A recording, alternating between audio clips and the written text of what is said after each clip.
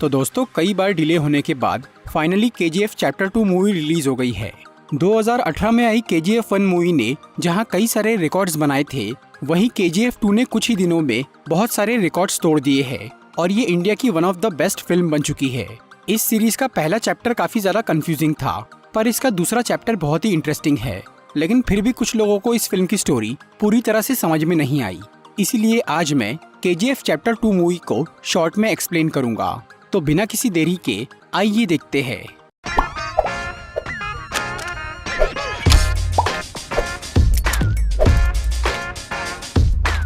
इस फिल्म की शुरुआत में 2018 यानी प्रेजेंट डे का टाइम दिखाया जाता है। आनंद इंगलगी, जिन्होंने केजीएफ के बारे में एल डोरैडो नाम की एक बुक लिखी थी और उसकी कहानी एक न्यूज चैनल वालों को सुनाई थी, अचानक उन्हें ब्रेन हैमरेज हो जाता है और वो मरने की कगार पर पहुंच जाते हैं। फिर वो न्यूज चैनल वाले उन्हें देखने के लिए हॉस्पिटल में जाते हैं। वहाँ उनकी मुलाकात आनंद इंगलगी के बेटे विजेंद्र इंगलगी से होती है, जिन्हें वो बताते हैं कि उनके पिता ने एल डोरैडो की सिर्फ आधी कहानी ही सुनाई थी और क्योंकि गवर्नमेंट ने उस बुक की सभी कॉपीज को जला दिया था और उन न्यूज चैनल वालों के पास भी जो किताब थी वो भी जली हुई थी, इसीलिए अब उनके लिए बाकी की कहानी जानना नामुमकिन हो गया था। इसी वजह से विजेंद्र इंगलगी उन्हें एल डोरैडो की बची हुई कहानी सुनाने का फैसला करता है, क्योंकि उसके पिता ने उस किताब के पीछे अपनी पूरी जिंदगी लगा दी थी और वो नहीं चाहता था कि वो कहानी अधूरी रह जाए। पर विजेंद्र को भी वो कहानी पूरी तरह से याद नहीं थी, इसीलिए वो उन न्यूज चैनल वालों को अपने पिता की लाइब्रेरी में लेकर जाता है और वहाँ तलाश करने पर उन्हें उस बुक के दूसरे चैप्टर की एक रफ कॉपी मिल जाती है, जिसकी कहानी विजेंद्र उन्हें सुनाना शुरू करता है। केजीएफ में जब रॉकी ने गरुड़ा को मारा तब वहाँ के 20,000 लोग रॉकी के साथ मिल गए, क्योंकि वो पहले ही उन सबका मसीहा बन चुका था। इसीलिए उन्होंने वहाँ के सभी गार्ड्स को मार दिया और रॉकी को अपना सुल्तान बना दिया। दूसरी तरफ केजीएफ के पार्टनर्स को सिर्फ यही बात पता चली थी कि गरुड़ा मर चुका है और उन्हें लग रहा था कि अब गरुड़ा का छोटा भाई विराट वहाँ का नया राजा बनेगा। इसीलिए अगले दिन एंड्रयूज, राजेंद्र देसाई, गुरु पांडियन और कमल, ये सभी पार्टनर्स विराट का राज्य अभिषेक देखने के लिए केजीएफ पहुँचे। पर रॉकी ने गरुड़ा को मारने से पहले ही विराट को मार दिया था ताकि वो उसके खिलाफ आवाज न उठा सके। इधर सभी पार्टनर्स रॉकी को केजीएफ का बॉस बना देख बहुत हैरान और परेशान हो जाते हैं। ऊपर से रॉकी ने राजेंद्र देसाई की बेटी रीना को भी जबरदस्ती वहाँ बुलवा लिया था, क्योंकि वो उससे प्यार करता था, पर रीना इससे खुश नहीं थी। ये सब देखकर कमल बहुत गुस्सा होता है और वो रॉकी का विरोध करता है, इसीलिए रॉकी उसे मार डालता है। उधर केजीएफ में काम करने वाले सभी लोग रॉकी के बॉस बनने से बहुत खुश थे, क्योंकि वो उन्हें रोटी, कपड़ा, मकान और दवाई सब कुछ दे रहा था। और अब रॉकी ने पुराने गार्ड्स की जगह वहाँ के कई सारे वर्कर्स को हथियार देकर उन्हें नए गार्ड्स बना दिया था, पर उनमें से किसी को भी बंदूक चलाना नहीं आता था। इसीलिए रॉकी ने गरुड़ा के पुराने कमांडर वानरम को अभी तक जिंदा रखा था ताकि वो उसकी मदद से नए गार्ड्स को ट्रेन कर सके। वानरम पहले तो रॉकी के खिलाफ था, लेकिन बाद में वो उसका साथ देता है और वो फिर से कमांडर बनने के लिए तैयार हो जाता है। फिर वो सभी वर्कर्स को बंदूक चलाना सिखाता है और वहाँ की सिक्योरिटी की अच्छी तरह देखभाल करता है। इसके बाद रॉकी सभी पार्टनर्स को जमा करके उन्हें बताता है कि केजीएफ में सिर्फ एक ही गोल्ड माइन नहीं है, बल्कि वहाँ पर और 8 माइंस है, मतलब टोटल 9 माइंस, जिन्हें सूर्यवर्धन और गरुड़ा ने अब तक बंद रखा था, क्योंकि वो एक एक करके सभी माइंस से सोना निकालना चाहते थे और उस काम को सालों तक जारी रखना चाहते थे। लेकिन रॉकी ने सिर्फ 2 साल में ही उन माइंस से सारा सोना निकालने का फैसला कर लिया। इसीलिए वो सभी वर्कर्स के साथ खुद भी दिन रात काम करता है और अपने बिजनेस को बहुत बड़ा बना देता है। दूसरी तरफ सूर्यवर्धन का छोटा भाई अधीरा, जो कि अब तक मरने का नाटक कर रहा था और वो गरुड़ा के हटने के इंतजार में था, अब उसे बाहर आने का सही मौका मिल जाता है। उसे ये पता चल गया था कि केजीएफ में कोई बाहर का आदमी आकर राज कर रहा है और ये बात उसे बिल्कुल बर्दाश्त नहीं हो रही थी। इसीलिए वो एक रात केजीएफ की बॉर्डर पर अपनी फौज के साथ घुस जाता है और वहाँ के कई गार्ड्स को मार डालता है। इसी दौरान एंड्रयूज रॉकी को केजीएफ से बाहर निकाल के मारने का प्लान बनाता है। इस काम के लिए वो राजेंद्र देसाई को मार डालता है ताकि ये खबर सुनकर रीना वहाँ से बाहर निकले और उसके पीछे रॉकी भी बाहर आ जाए। फिर जैसे ही रीना को अपने पिता के बारे में पता चलता है तो वो बहुत डर जाती है और वो एक कार लेकर केजीएफ से बाहर निकल जाती है, पर रास्ते में उसे कुछ गुंडे पकड़ लेते हैं। उधर जब रॉकी को रीना के बारे में पता चलता है तो वो भी केजीएफ के बाहर आ जाता है और वो उन गुंडों का पीछा करता है। वो गुंडे असल में अधीरा के आदमी थे, जो कि रॉकी को अधीरा के इलाके में ले जाना चाह रहे थे। और ये पूरा प्लान एंड्रयूज का था। उसी ने अधीरा को केजीएफ में घुसने में मदद की थी। फिर रॉकी उन सभी गुंडों को मार के रीना तक पहुंच जाता है, लेकिन अब वो अधीरा के इलाके में आ चुका था और तब अधीरा उसे गोली मार देता है, जिससे रॉकी बहुत घायल हो जाता है। पर अधीरा उसे जान से नहीं मारता, क्योंकि वो रॉकी को अपनी पावर दिखाना चाह रहा था और केजीएफ के सभी लोगों को खौफ में डालना चाह रहा था। इसीलिए वो रॉकी को छोड़ देता है और वो अपनी फौज के साथ केजीएफ के बाहर डेरा डाल लेता है और वो किसी को भी केजीएफ के अंदर बाहर जाने नहीं देता, जिससे उनका बिजनेस रुक जाता है। इसी दौरान मुंबई में रॉकी का पुराना बॉस शेट्टी अपनी पावर बढ़ाने के लिए दुबई के डॉन इनायत खलील से हाथ मिला लेता है और वो रॉकी के सभी साथियों को मार के पूरे पश्चिमी तट पे कब्जा कर लेता है। इसी दौरान पार्लियामेंट के कई मेंबर्स गुरु पांडियन की सरकार गिराने की कोशिश करते हैं। गुरु पांडियन, जो कि कई साल से प्राइम मिनिस्टर था, उसकी वजह से ही अब तक केजीएफ पर कोई लीगल एक्शन नहीं लिया गया था। लेकिन अब चारों तरफ से केजीएफ पर हमला हो रहा था और रॉकी की तबीयत भी काफी खराब थी। फिर जब रॉकी की तबीयत थोड़ी सुधरती है तो वो अपना दिमाग शांत करने और एक खास काम को अंजाम देने रीना के साथ हेलीकॉप्टर से केजीएफ के बाहर निकलता है और वो दोनों दुबई चले जाते हैं। वहाँ पर रॉकी इनायत खलील से मिलता है और उससे बिजनेस डील की बात करता है। पहले तो इनायत खलील इसके लिए राजी नहीं होता, क्योंकि उसने अब शेट्टी से हाथ मिला लिया था। लेकिन रॉकी ने दुबई जाने से पहले ही अपने खुफिया आदमियों की मदद से शेट्टी को बर्बाद करने की तैयारी कर ली थी और उसके दुबई पहुंचने तक शेट्टी की पूरी गैंग खत्म हो जाती है। फिर जब इनायत खलील को ये खबर मिलती है कि रॉकी ने फिर से पश्चिमी तट को अपने कब्जे में ले लिया है, तब वो मजबूरी में रॉकी से डील कर लेता है। इसके अलावा रॉकी इनायत खलील से बहुत सारी AK-47 गन्स खरीद लेता है, क्योंकि अब तक उनके पास सिर्फ पुरानी गन्स ही थी। फिर रॉकी वापस इंडिया लौट जाता है और अब वो अपनी नई गन्स की मदद से केजीएफ के बाहर बैठे अधीरा के सभी आदमियों को मार डालता है। इससे अधीरा भी घायल हो जाता है, पर रॉकी उसे जान से नहीं मारता, क्योंकि अधीरा ने भी एक बार उसकी जान बख्शी थी। इसीलिए वो उसे वार्निंग देकर छोड़ देता है।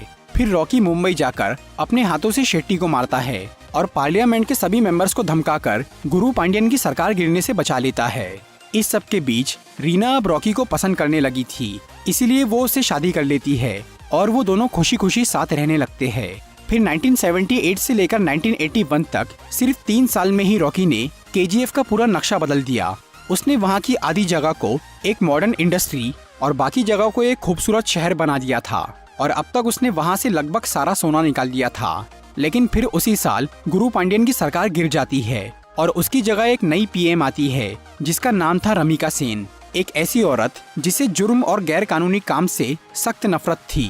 रमिका सेन के पीएम बनने से सीबीआई के एक ऑफिसर राघवन को बहुत खुशी होती है, क्योंकि वो कई साल से केजीएफ की इन्वेस्टिगेशन कर रहा था, पर आज तक वो उसके खिलाफ कोई एक्शन नहीं ले पाया था। लेकिन अब उसे अपने काम को आगे बढ़ाने का सही मौका मिल गया था। इसीलिए वो रमिका सेन से जाकर मिलता है और उन्हें केजीएफ की इल्लीगल माइनिंग और रॉकी के बिजनेस के बारे में बताता है। और ये सब जानने के बाद रमिका सेन राघवन को पूरे देश में रॉकी के कारखानों पर छापा मारने के लिए बोलती है।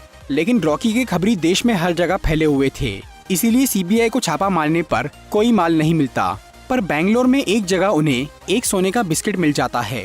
वैसे तो ये कोई बड़ी प्रॉब्लम नहीं थी, लेकिन जब रॉकी को इस बारे में पता चलता है तो वो उस गोल्ड बिस्किट को लेने के लिए बेंगलोर के एक पुलिस स्टेशन में जाता है और वहाँ से बिस्किट लेने के बाद वो उस पुलिस स्टेशन को मशीन गन से उड़ा देता है। इसके बावजूद भी कोई भी डर के मारे रॉकी के खिलाफ कंप्लेंट नहीं करता। इसी दौरान आनंद इंगलगी नाम का एक न्यूज रिपोर्टर, जिसने आगे जाकर एल डोरैडो बुक लिखी थी, वो रॉकी के बारे में जानने के लिए केजीएफ में घुस जाता है। पर वहाँ के गार्ड्स उसे पकड़कर रॉकी के सामने पेश कर देते हैं। लेकिन रॉकी उसे मारने की बजाय उसकी ईमानदारी और हिम्मत से बहुत खुश हो जाता है और वो अपनी बायोग्राफी लिखवाने के लिए आनंद इंगलगी को केजीएफ में रख लेता है। और केजीएफ में रहते रहते आनंद को ये समझ में आता है कि एक क्रिमिनल होने के बावजूद भी रॉकी बहुत अच्छा इंसान है। दूसरी तरफ राघवन को रॉकी के बिजनेस और उसके ब्लैक मनी के खिलाफ सबूत मिल जाता है, इसीलिए रमिका सेन अब उसे अरेस्ट करने की तैयारी करती है। लेकिन जब रॉकी को इसकी खबर मिलती है तो वो खुद ही पीएम के ऑफिस पहुंच जाता है और अपने खिलाफ सारे सबूत उन्हें दे देता है। इसके बावजूद भी वो उसे अरेस्ट नहीं कर पाते, क्योंकि रॉकी ने अपने ब्लैक मनी को इस तरह से मैनेज किया था कि उससे पीएम के पार्टी मेंबर्स को भी पैसा जाता था। इसीलिए रॉकी को अरेस्ट होने का कोई डर नहीं था। लेकिन इससे रमिका सेन और भड़क जाती है और वो किसी भी तरह रॉकी को हराने की कसम खा लेती है। इसके बाद रॉकी अपने सबसे बड़े प्लान को अंजाम देता है। वो केजीएफ से निकला सोना बेचना बंद कर देता है और लगातार माइनिंग करके सारा सोना खुद ही जमा करता है। इससे पूरे ब्लैक मार्केट में हलचल मच जाती है और सब लोग रॉकी के खिलाफ होने लगते हैं। पर वो ये पीएम के डर से नहीं कर रहा था, इसकी कोई और वजह थी। जब उसके करीबी लोग उससे इस बारे में पूछते हैं तब रॉकी सबको बताता है कि उसका पिता एक शराबी आदमी था जिसने उसकी माँ का कभी ख्याल नहीं रखा। इसी वजह से उसकी माँ उस आदमी से अलग हो गई और उसने अपनी जिंदगी बहुत मेहनत करते हुए काफी गरीबी में बिताई और कम उम्र में इतनी तकलीफें झेलने की वजह से उसकी माँ बीमारी से मर गई। पर मरने से पहले उसने रॉकी से ये वादा लिया था कि वो दुनिया का सबसे अमीर आदमी बनेगा और गरीबों की मदद करेगा। इसीलिए रॉकी ये काम कर रहा था और क्योंकि उसके पिता ने जीते जी उसकी माँ का ख्याल नहीं रखा था, इसीलिए अब रॉकी ने कर्नाटका से अपनी माँ की कब्र और अपने पिता को केजीएफ बुलवा लिया और उसने अपने पिता को उस कब्र की देखभाल के काम पे लगा दिया। दूसरी तरफ अधीरा अपनी हार से अब तक बहुत गुस्सा था और वो काफी समय से केजीएफ में घुसने और रॉकी को मारने की तैयारी कर रहा था।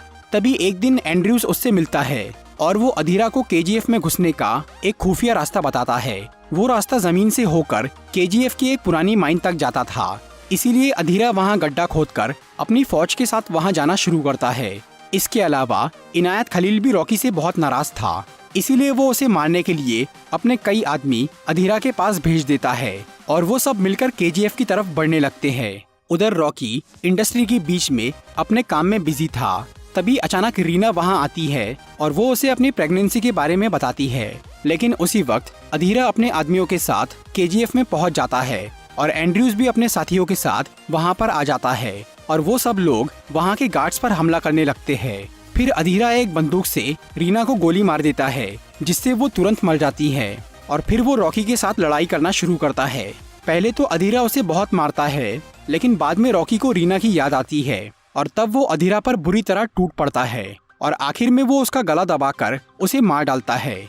उधर केजीएफ के गार्ड्स ने भी अधीरा के सभी साथियों को मार दिया था, पर रॉकी अब तक इस बात से परेशान था कि वो सब लोग केजीएफ के अंदर कैसे घुसे। और जब उसे ये पता चलता है कि वो लोग एक पुरानी माइन से अंदर आए थे, तब रॉकी समझ जाता है कि इस साजिश के पीछे किसका हाथ है और वो उस इंसान को मारने के लिए दिल्ली रवाना हो जाता है, क्योंकि इस पूरे खेल का असली मास्टरमाइंड गुरु पांडियन था। जब सूर्यवर्धन ने गरुड़ा को अपना वारिस बनाया था, तभी से गुरु पांडियन ने केजीएफ को हथियाने का सोच लिया था। उसी ने पहले गरुड़ा और अधीरा के बीच में दुश्मनी पैदा की, फिर उसने अधीरा को गरुड़ा से बचा के उसे अपने साथ मिला लिया। बाद में उसी ने रॉकी का पता लगाया और गरुड़ा को मारने का प्लान बनाया और जब रॉकी केजीएफ का बॉस बन गया, तब उसने एंड्रयूज के जरिए अधीरा को केजीएफ में घुसने में मदद की। फिर उसने इनायत खलील और शेट्टी की दोस्ती करवाई और आखिर में खुद उसने अपनी ही सरकार गिरा के रमिका सेन को रॉकी के पीछे लगा दिया।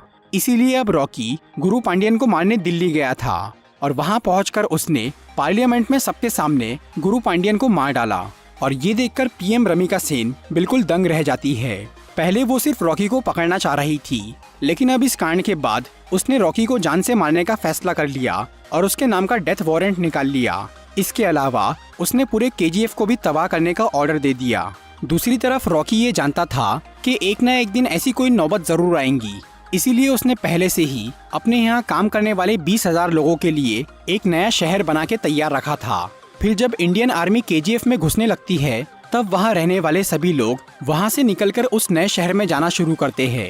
फिर जब आर्मी वाले केजीएफ की तलाशी लेते हैं, तो वहाँ उन्हें ना तो रॉकी मिलता है और ना ही कोई सोना, क्योंकि आर्मी वालों के वहाँ आने से पहले ही रॉकी अपना सारा सोना एक बड़े से शिप में रखकर इंडियन ओशन में चला गया था, क्योंकि वो अपना सोना सरकार को नहीं देना चाहता था। उसने थोड़ा सोना अपनी कंपनी के लोगों को दे दिया था और बाकी का सारा सोना वो समुद्र में डुबा देना चाहता था, ताकि वो गलत हाथों में ना पड़े। इसीलिए वो इंडियन ओशन के बीच में पहुंच जाता है और नेवी फोर्सेस को अपने ऊपर फायर करने के लिए उकसाता है। उधर सभी लोग केजीएफ से बाहर निकल चुके थे, इसीलिए रमिका सेन केजीएफ और रॉकी के शिप पर बॉम्ब गिराने का ऑर्डर दे देती है। फिर एक तरफ केजीएफ तबाह होता है और दूसरी तरफ रॉकी का शिप, जिससे रॉकी और उसका सारा सोना समुद्र में डूब जाता है। और वो समुद्र इतना गहरा था कि उसमें डूबा सोना कभी किसी को नहीं मिल पाया। फिर रॉकी की मौत के कुछ टाइम बाद न्यूज रिपोर्टर आनंद इंगलगी रॉकी की पूरी जिंदगी पर एक किताब लिखने का फैसला करता है, पर क्योंकि प्राइम मिनिस्टर ने सबको ये ऑर्डर दे दिया था कि इतिहास में कहीं भी रॉकी का नामो निशान नहीं होना चाहिए, इसीलिए बाद में जब आनंद इंगलगी की बुक पब्लिश होती है तो गवर्नमेंट उसे जला देती है। मूवी के मिड क्रेडिट सीन में हमें दिखता है कि रॉकी के मरने के 3 महीने पहले यूएस का एक CIA ऑफिसर रमिका सेन से मिलने आया था, जिसने उन्हें एक फाइल देकर बताया था कि रॉकी ने 1978 से लेकर 1981 तक यूएस और दूसरे 16 देशों में बहुत क्राइम्स किए हैं। और फिर रॉकी के मरने के बाद रमिका सेन उस CIA ऑफिसर की फाइल पढ़ना शुरू करती है, जिसमें रॉकी के दूसरे देश में किए क्राइम्स के बारे में लिखा हुआ था। फिर हमें 2018 का टाइम दिखाया जाता है, जहां पर वो न्यूज चैनल वाले विजेंद्र इंगलगी से KGF की कहानी सुन रहे थे। उस कहानी के पूरा होने के बाद जब सब लोग वहां से चले जाते हैं, तब आनंद इंगलगी की लाइब्रेरी में उस न्यूज चैनल के प्यून को KGF के तीसरे चैप्टर की कॉपी मिल जाती है। मतलब रॉकी की कहानी अभी पूरी नहीं हुई है और इस मूवी का तीसरा पार्ट भी आएगा, जिसमें ये दिखाया जाएगा कि रॉकी ने 1978 से लेकर 1981 तक दूसरी कंट्रीज में क्या क्राइम किए हैं, या फिर ये भी हो सकता है कि रॉकी उस समुद्र में डूबकर मरा नहीं हो और वो किसी तरह बच निकला हो, और चैप्टर 3 में हमें उसके आगे की कहानी दिखाई जाएंगी। तो दोस्तों, ये थी KGF चैप्टर 2 मूवी की एक्सप्लेनेशन वीडियो। अगर आपको ये वीडियो अच्छी लगी हो तो इसे लाइक और शेयर जरूर करिए, और ऐसी इंटरेस्टिंग वीडियोस देखने के लिए सब्सक्राइब कीजिए हमारा चैनल और इस बेल को दबाइए ताकि आपको हमारी वीडियोस सही टाइम पर मिल सके। I'm walking alone, the streets are empty. The only thing I can see is my own silhouette. I'm getting stronger, step by step. The clock is ticking, but there's no time for me.